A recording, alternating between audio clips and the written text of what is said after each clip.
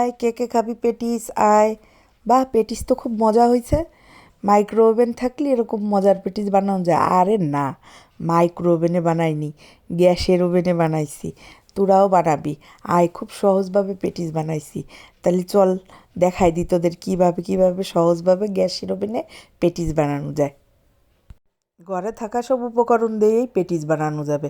খালি যদি ফ্রিজের কোনায় এক টুকরা মুরগির মাংস থাকে তাইলে আর কোনো সমস্যা নাই। তা প্রথমে আমি নিয়ে নিলাম 4 চামচ ময়দা। ময়দা যদি আপনার ঘরে না থাকে আটা দিয়েও হবে। এরপরে স্বাদ মতো লবণ দিয়ে দিলাম। এবার দিয়ে দিলাম একটু তেল। তেলটা একটু বেশি দেন, মুচমুচে হতে হবে না আবার, তা না হলে তো দোকানের মতো হবে না নে। তো তারপরে আমি দিয়ে দিলাম নর্মাল পানি। অল্প অল্প করে পানি দিতে হবে আর ডোটা তৈরি করতে হবে। তো ডোটা আমি তৈরি করে নিচ্ছি ভালোভাবে।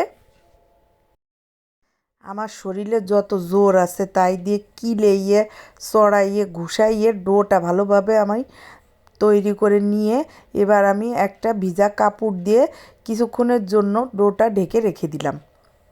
এখন একটা মিশ্রণ বানাই। সেটা হলো 4 টেবিল চামচ সয়াবিন তেল দিলাম আর 2 চামচ কর্নফ্লাওয়ার দিলাম, দিয়ে খুব ভালো করে মিক্সড করে নিতে হবে। তো পেটিস বানানোর সময় এই মিশ্রণটা আপনার লাগবেই। তো অবশ্যই অবশ্যই এইটা বানায় রাখতে হবে। তো বানায় আমি রেখে দিলাম। এবার এটা বানানো আমার হয়ে গেছে। হওয়ার পরে তারপরে হচ্ছে এবার আমি ভিতরের যে পুরটা ওইটা রান্না করে নিব। তো প্রথমে আমি তেল দিছি, তারপরে একটু পেঁয়াজ কুচি দিয়ে দিলাম। এবার আমি দিয়ে দিব 1 কাপের মতো পাতাকপি কুচি। তারপরে আমি দিয়ে দেব গাজর কুচি। এরপরে আমি দিয়ে দিব 1 কাপ চিকেন কিমা।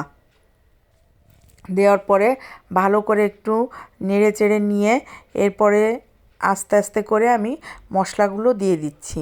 এবার দিব হচ্ছে 1 চামচ হলুদ, অল্প করে দিবেন, অল্প মানে হাফ চামচের মতো মরিচের গুঁড়া, স্বাদ মতো লবণ আর 1 চা চামচ আদা রসুন বাটা দিয়ে ভালো করে ভেজে অল্প আছে কিছুক্ষণ চুলার উপর রাখার পরে ব্যাস হয়ে গেল আমার ভিতরের পুরটা রেডি। একটু কাঁচামরিচ দিয়ে দিলাম নামানোর আগে।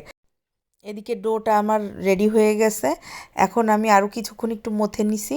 নেওয়ার পরে আমি পুরো ডোটাকে 2 ভাগ করে ফেললাম। 2 ভাগ করে এবার ছোট ছোট করে লেচি করে নিছি।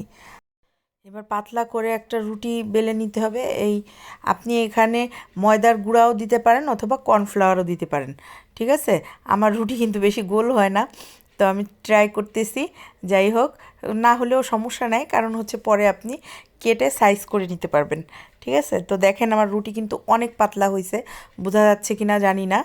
আচ্ছা, বোঝেন আর না বোঝেন, আপনার রুটি কিন্তু পেটিস বানাতে হলে অবশ্যই অনেক পাতলা করতে হবে। এবার ওই যে যে মিশ্রণটা বানায় রাখছিলাম তেল আর কর্নফ্লাওয়ার দিয়ে, সেই মিশ্রণটা খুব ভালো করে হাত দিয়ে মাখায় মাখায়ে রুটির উপরে পুরা দিতে হবে। এরপরে কর্নফ্লাওয়ার ছিটাই দিতে হবে। আপনি এখানে হচ্ছে ব্রাশ দিয়েও চাইলে মিশ্রণটা মাখায় দিতে পারেন রুটির উপর। এবার আমরা যে বাসায় সাধারণত যে পরোটাগুলা বানাই ওরকম পরোটার মতো এরকম ভাঁজ দেবেন। আর দেখেন আমি যেভাবে যেভাবে ওই মিশ্রণটা দিচ্ছি আর উপর দিয়ে কর্নফ্লাওয়ার ছিটাই দিচ্ছি, ঠিক এইভাবেই দিবেন কিন্তু। এবার লম্বা করে আরেকটা ভাঁজ দিব। ভাঁজ দেওয়ার পর আবার তেলের মিশ্রণটা লাগাই দিব, তার উপরে আবার কর্নফ্লাওয়ার দিয়ে দিব।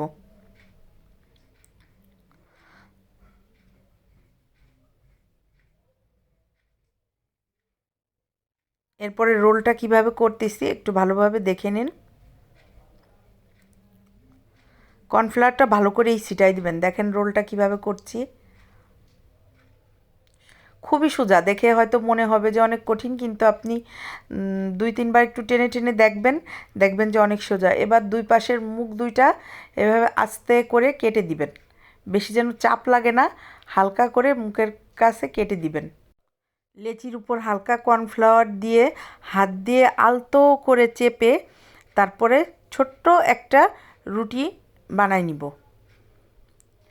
বেশি কিন্তু চাপ দিয়ে রুটিটা বানাবেন না, হালকা করে রুটিটা বানাবেন। তো রুটিটা বানানো হয়ে গেছে। এবার আমি 4 কোণা সুন্দর করে সোজা করে কেটে নিব। দেখেন এভাবে করে কেটে নেবেন 4 কোণা।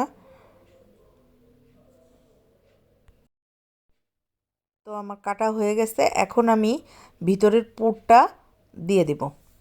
আমি ছোট ছোট পেটিস বানাচ্ছি তো, তাই জায়গাও কম। বড় পেটিস বানালে কিন্তু জায়গা বেশি থাকে, পুরো অনেক করে দেয়া যায়।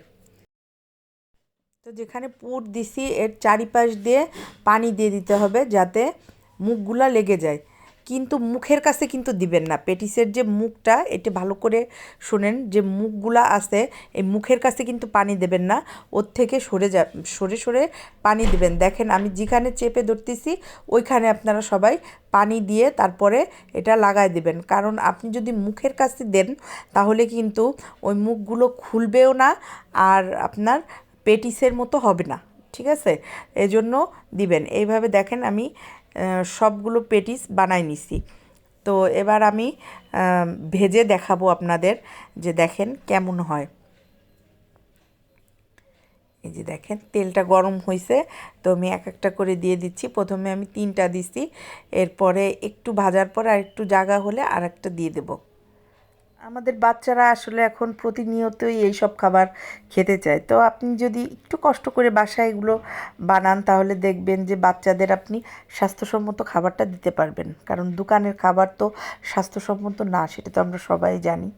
তো এবার আমি এক একটা করে এগুলা উল্টায় দিব পেটিসগুলা। চুলার জালটা কিন্তু অল্প আঁচে রাখতে হবে, অল্প আঁচে আস্তে আস্তে করে ভাজতে হবে। আর দেখেন তখন যে আমি বলছিলাম মুখের কাছে চাপ দেওয়া যাবে না, ওই যে যে পেটিসের লেয়ারগুলো দেখছেন ওই যে খুলে খুলে যাচ্ছে, তো আপনি যদি আমি যদি তখন মুখের কাছে চাপ দিতাম এই লেয়ারগুলো এভাবে খুলে যেত না, ঠিক আছে? তো আমার ভাজা প্রায় হয়ে গেছে। এখন আমি পেটিসগুলা উঠাই ফেলবো। আপনারা অবশ্যই অবশ্যই আমি যেভাবে দেখাইছি এইভাবে পেটিসগুলো বাসায় বানাই খাবেন, বাচ্চাদের খাওয়াবেন। আর যদি ভালো লাগে তাহলে আমার কমেন্টস বক্সে এসে জানাবেন, ঠিক আছে? আর আমার ভিডিওটা যদি আপনাদের ভালো লাগে অবশ্যই শেয়ার করে দেবেন। আল্লাহ হাফেজ।